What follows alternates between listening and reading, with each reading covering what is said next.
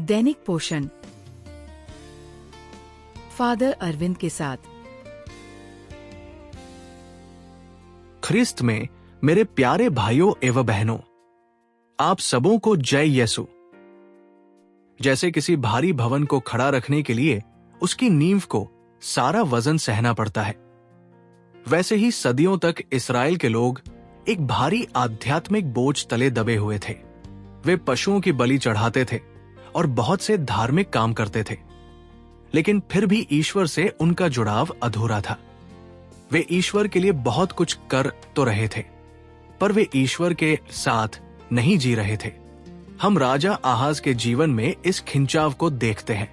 यशायाह अध्याय 7 पद संख्या 10 से 14 में प्रभु उसे एक महान संकेत देने का वादा करते हैं, लेकिन आहाज मना कर देता है। वो बड़ी भक्ति भरी बातें करता है कि मैं प्रभु की परीक्षा नहीं लूंगा, लेकिन असल में वो बस ये चाहता था कि ईश्वर उसके राजनीतिक कामों में दखल न दे। लेकिन जब हम नाजरेत की एक साधारण सी जगह पर पहुंचते हैं तो सब कुछ बदल जाता है। लूकस अध्याय 1 पद संख्या 35 में जब स्वर्गदूत गाब्रियल माता मरियम से बात करते हैं तो वे एक विशेष शब्द का उपयोग करते हैं। वे कहते हैं कि पवित्र आत्मा की छाया उन पर पड़ेगी। ये वही शब्द है जो निर्गमन अध्याय 40 पद संख्या 34 में उपयोग हुआ था, जब ईश्वर की महिमा का बादल मिलाप वाले तंबू पर छा गया था। मरियम केवल एक मां नहीं बनी, वे ईश्वर की उपस्थिति का नया विधान का संदूक बन गई। इब्रानियों अध्याय 10 पद संख्या 5 में बताया गया है कि मसीह के लिए जो शरीर तैयार किया गया, उसने पुराने समय की सारी बलियों की जगह ले ली। लेवी ग्रंथ के पुराने नियम कायदे तो बस एक परछाई थे, लेकिन माता मरियम की ने सच्चाई को हमारे बीच ला दिया। जब उन्होंने कहा, आपका कथन मुझ में पूरा हो जाए, तो ईश्वर मंदिर के बादल से निकलकर एक मां की कोख की धड़कन बन गए। उन्होंने पुराने धार्मिक बोझ को छोड़कर ईश्वर के अनुग्रह के साथ एक गहरा रिश्ता चुन लिया। यही हमारे 40 के समय का असली अर्थ है।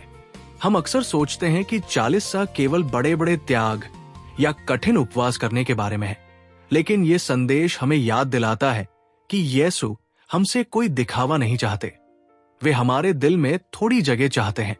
माता मरियम की तरह इस समय हमारा सबसे बड़ा काम ये नहीं है कि हम ईश्वर के लिए क्या करते हैं, बल्कि ये है कि हम ईश्वर को अपने जीवन में क्या करने देते हैं। माता मरियम का उत्तर केवल चुपचाप मान लेना नहीं था, बल्कि अपने पूरे जीवन को ईश्वर के लिए खोल देना था।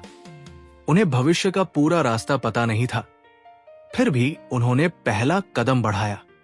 आज अपने आत्मिक जीवन में कामों की लंबी सूची बनाने के बजाय बस ईश्वर की उपस्थिति में बने रहने का प्रयास करें।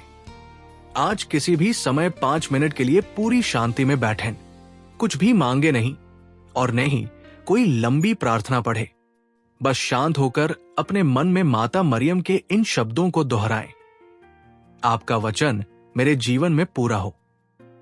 अपने दिन की योजना खुद बनाने के बजाय आज ईश्वर को अपने जीवन का निर्माता बनने दें।